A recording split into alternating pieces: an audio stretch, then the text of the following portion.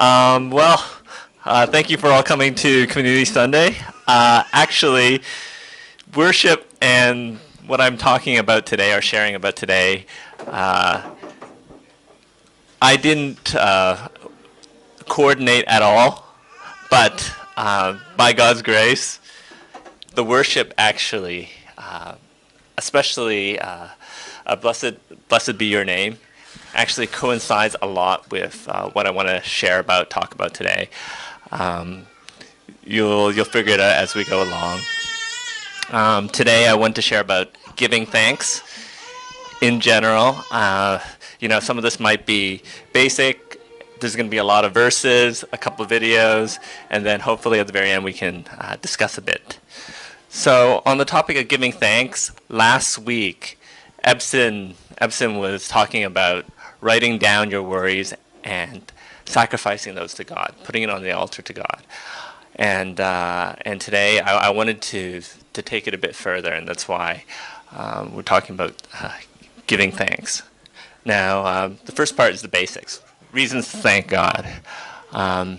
One, it helps you realize that God is actually the source of everything that we have. He's given us so much, even something as simple as breathing, the oxygen, our health, which we sometimes take for granted. Actually, this morning I was reminded about how unfit and how old I am getting. I actually hurt my back a bit, and just this morning, and the way I heard it was I actually sneezed really hard and hurt my back, and I was like, wow. Wow, I was impressed. So I was impressed myself, hurting my back from sneezing. Well, so James 1 verse 17 says this: every good and perfect gift is from above, coming down from the Father of heavenly lights, who does not change like shifting shadows. I think, again, as I was saying, everything we have, a lot of times, you think about it as parent and child, right? We haven't done, as a child, growing up, simple stuff like food, the bed you lay in, everything is provided by your parents. And you really haven't done anything to deserve it at that point. I mean, except act cute, I guess. The second thing I wanted to thank God about was, reason to thank God is because it actually shapes how your outlook on life is. Now that's Romans 1 verse 21. For although they knew God, they never glorified him as God, nor gave thanks to him. But their thinking became futile, and their foolish hearts were darkened.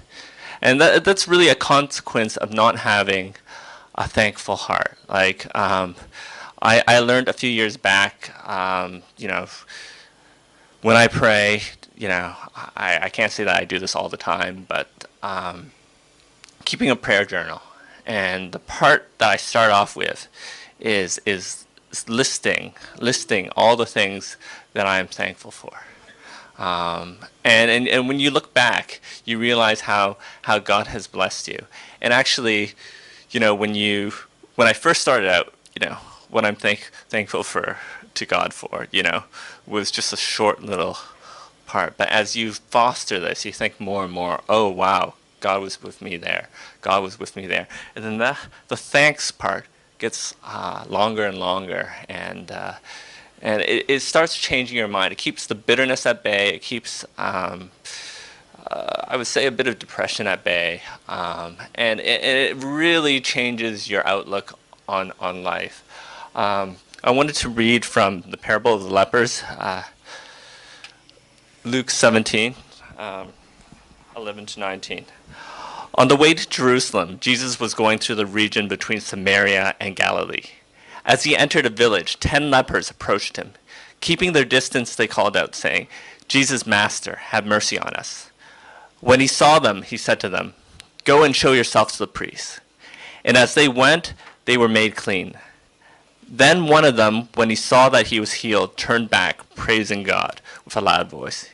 He prostrated himself at Jesus' feet and thanked him. And he was a Samaritan. Then Jesus asked, "Were not 10 made clean? But the other 9, where are they? Was none of them found to return and give praise to God except this foreigner?" Then he said to him, "Get up and go on your way. Your faith has made you well." Now, one of the big points I wanted to bring up today on this passage was actually all 10 of them were healed. So what did he mean by "get up and go on your way, your faith has made you well"? He's talking more about, again, the spirit. It's not just physical healing, there's spiritual healing there as well. And that's one of the key points that I want to raise in that section. Next section was thanking God when it's hard. And that's why, with the lack of coordination, I actually didn't tell Ebson much about what I was speaking about today. So the fact that worship coincide with it is really thanks to God. 1 Thessalonians 5, verse 18. "In everything give thanks, for this is God's will for you in Christ Jesus." And that means not just in the good times again. We need to thank him when we think things are going badly. And the big question as I was studying this topic was whether we have God's perspective. James 1, 2-4, "Consider it pure joy, my brothers and sisters, whether you face trials of many kinds, because you know that the testing of your faith produces perseverance. Let perseverance finish its work so that you may be mature and complete, not lacking anything." So really, the thing is, we're going through a lot of troubles, right? And we're thinking, we're thinking personally, we're thinking about ourselves, we're thinking about a lot of the struggles, and it's consuming us. But a lot of times we don't take his perspective, right? If we're taking his perspective, then should I not be happy that he's changing me? Should I not be thankful that he's changing me? And because when he is changing us, a lot of times we say, I want to be used by God. But if you're not willing to go through the tempering stage, you might not be might not be ready to be used. And unfortunately, suffering is something is a process of growing. Or a lot of these things don't come. The evilness, the suffering, the mistreatment doesn't come from God, but he redeems it. He redeems it in a way to make us each a bit stronger, a bit more like him. And it comes with a promise. 1 Corinthians 10:13. "No temptation has overtaken you except what is common to mankind. And God is faithful. He will not let you be tempted beyond what you can bear. But when you are tempted, he will also provide a way out so that you can endure it."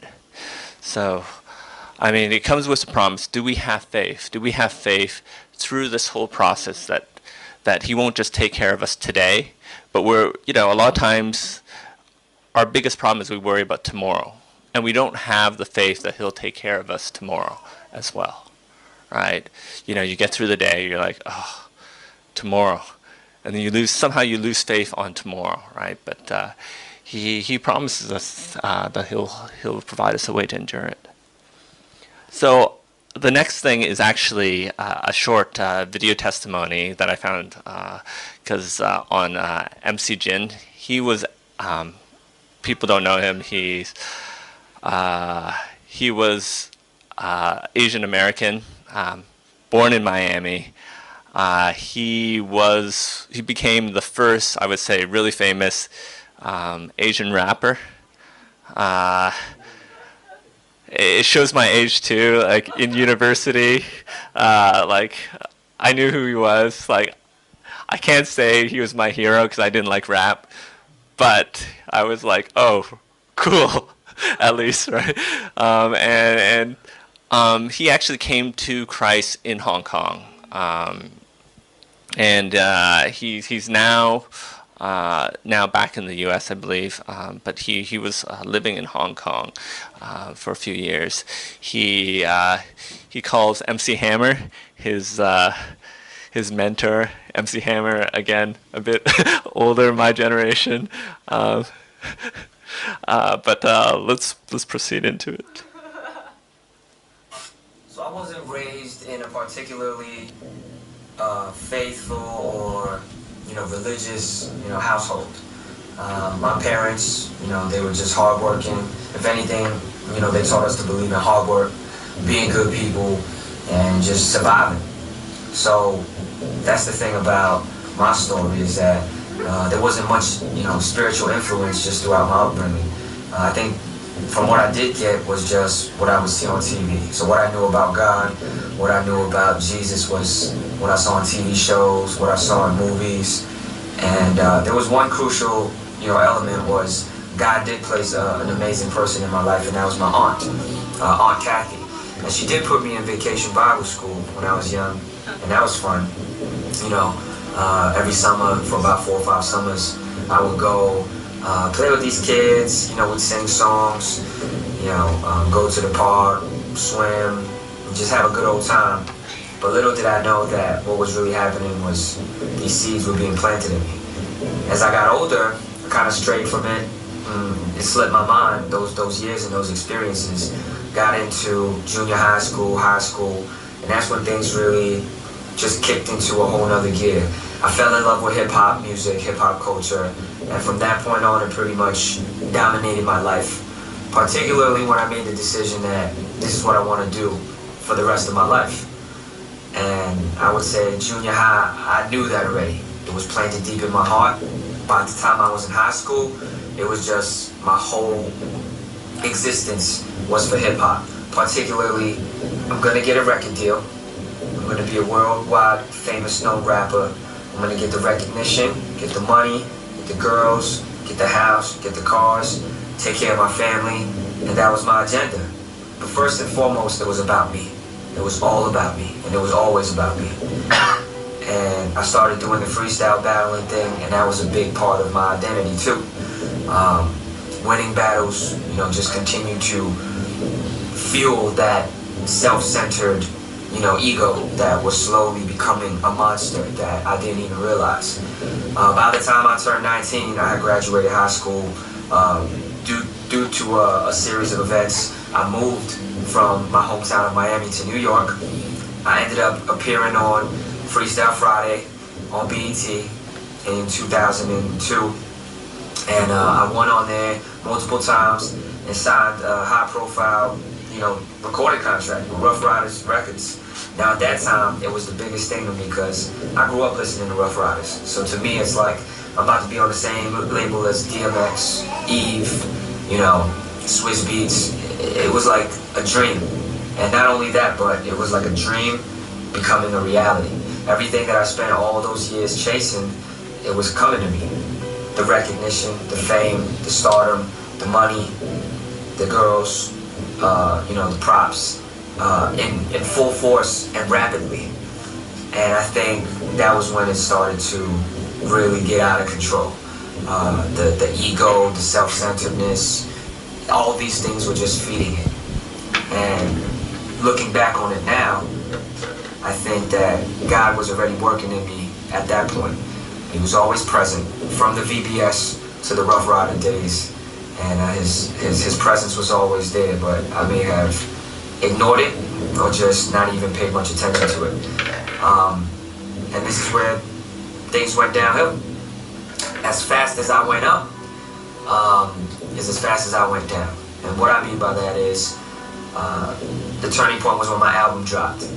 I was touted to be the next big thing.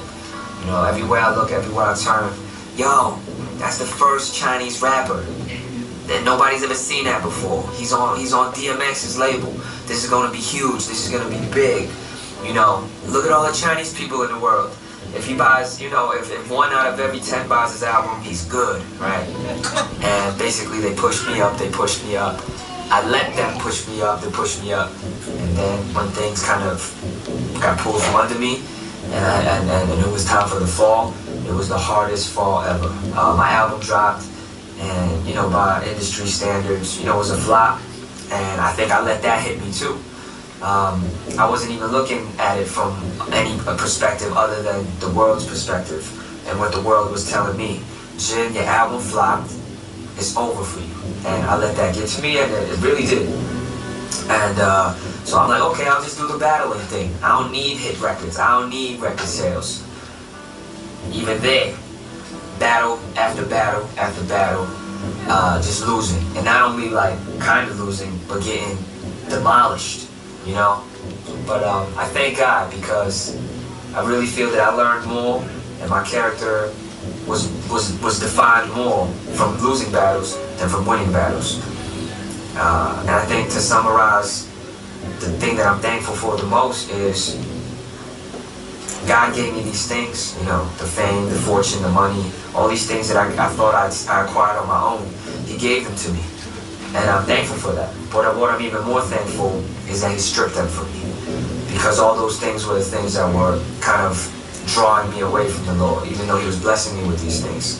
And the moment He took them away, it's not like I turned right away and was like, oh God, I need you now.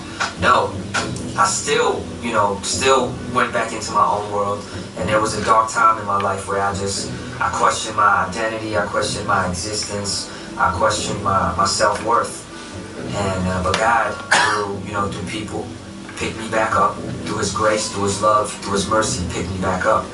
And I think for the first time in my life ever, I understood what gratitude was, true gratitude. And I also understand what grace is. I understand what mercy is. And I also understand what true love is. That unconditional love that's not based on your performance. It's not based on how well you're doing. It's not based on anything other than the fact that God loves me. And, you know, currently, my greatest blessings are my wife, my child, my family, and everything else. I feel like it's just, you know, extra added bonuses from God. And for the longest time, that thing that I couldn't let go of, be it, you know, my failure with the recording industry, my failures with the freestyle battling, you know, God allowed me to let it go. And as soon as I let it go, you know, and I started responding like, okay, God, I see it. Use me now. The moment that I made that decision, it's been on and popping. But the beauty of it is that I don't find joy, and I don't find my worth even in that. You know, it's not in the music, and it's not solely in the music, and it's not solely in the performing. You know, the sole source of it is God. So I'm excited to see how He will continue to use me, and I just thank Him for His continued love, grace, and mercy. My name is Jay. That's my testimony.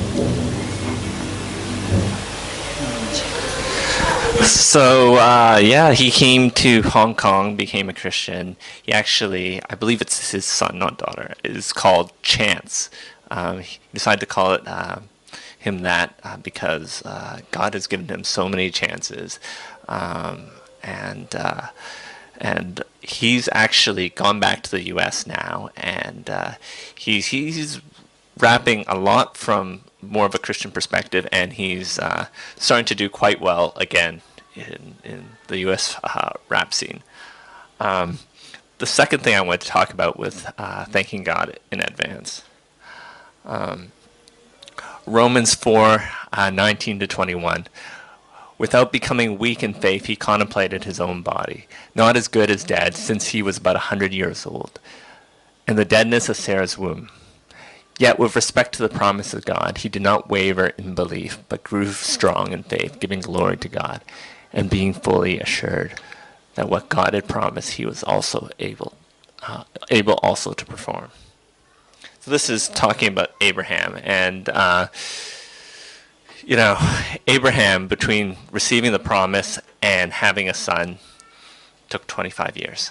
I mean, a lot of people, we think, okay, we pray to God, constantly asking Him for the same thing, right? Again, can you do this for me?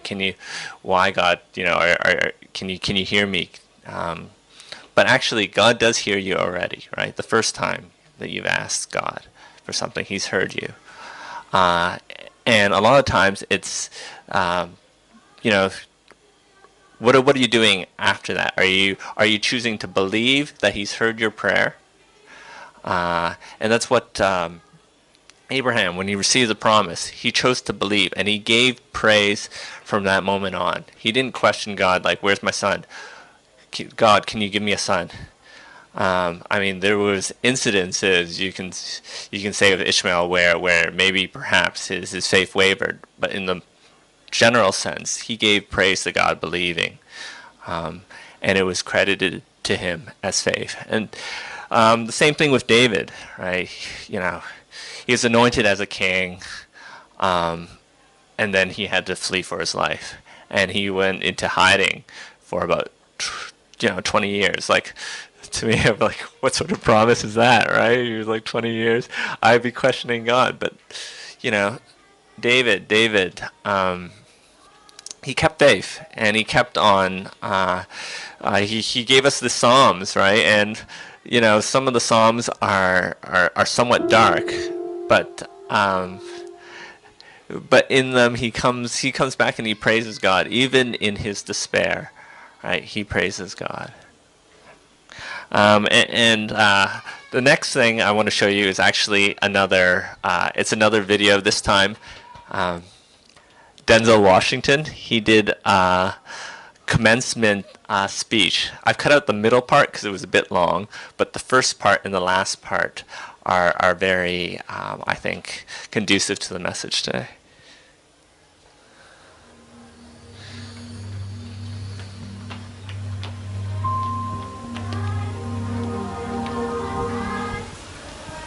Number one, put God first. Put God first in everything you do. Everything that you think you see in me, everything that I've accomplished, everything that you think I have, and I have a few things, everything that I have is by the grace of God. Understand that. It's a gift. 40 years ago, March 27th, 1975, just 40 years ago, just this past March, I was flunking out of college. I had a 1.7 grade point average. I hope none of you could relate. I had a 1.7 grade point average. I was sitting in my mother's beauty shop. They still call it beauty shop? That's what they call it. Yeah, I was sitting in the beauty parlor. I was sitting in my mother's beauty parlor. And I'm looking in the mirror, and I see behind me this woman under the dryer. And every time she looked up, every time I looked up, she was looking at me. She was looking me in the eye. And I didn't know who she was, but I said, She said, "Somebody give me a pen. Give me a pencil. I have a prophecy." March 27, 1975. She said, "Boy, you are going to travel the world and speak to millions of people." Now, mind you, I flunked out of college. I'm thinking about joining the Army. I didn't know what I was going to do, but she's telling me I'm going to travel the world and speak to millions of people. Well, I have traveled the world, and I have spoke to millions of people. But that's not the most important thing. The success that I had, the most important thing is that what she taught me and what she told me that day has stayed with me since. I've been protected. I've been directed. I've been corrected. I've kept God in my life, and it's kept me humble. I didn't always stick with him, but he always stuck with me. So stick with him in everything you do. If you think you want to do what you think I've done, then do what I've done. And stick with God. I pray that you put your slippers way under the bed tonight, so that when you wake up in the morning, you have to get on your knees to reach them. And while you're down there, say thank you for grace. Thank you for mercy. Thank you for understanding. Thank you for wisdom. Thank you for parents. Thank you for love. Thank you for kindness. Thank you for humility. Thank you for peace. Thank you for prosperity. Say thank you in advance for what's already yours. That's how I live my life. That's why I am. One of the reasons why I am today. Say thank you in advance for what is already yours. True desire in the heart for anything good is God's proof to you sent beforehand to indicate that it's yours already. I'll say it again. True desire in the heart, that itch that you have, whatever it is you want to do, that thing that you want to do to help others and to grow and to make money, that desire, that itch, that's God's proof to you, sent beforehand already to indicate that it's yours. And anything you want good, you can have. So claim it. Work hard to get it. When you get it, reach back. Pull someone else up. Each one, teach one. Don't just aspire to make a living. Aspire to make a difference. So I just want to clarify. There's a point on this. I don't 100% agree that necessarily. I would say it's a good indication if God puts it in your heart, to do good. That that it is His calling. But I won't say it's 100%. So a lot of times I would say still pray about it, and obviously speak to those around you who you trust. As your good Christian brothers and sisters, but I do agree in general. That's a good indication of where God is calling you.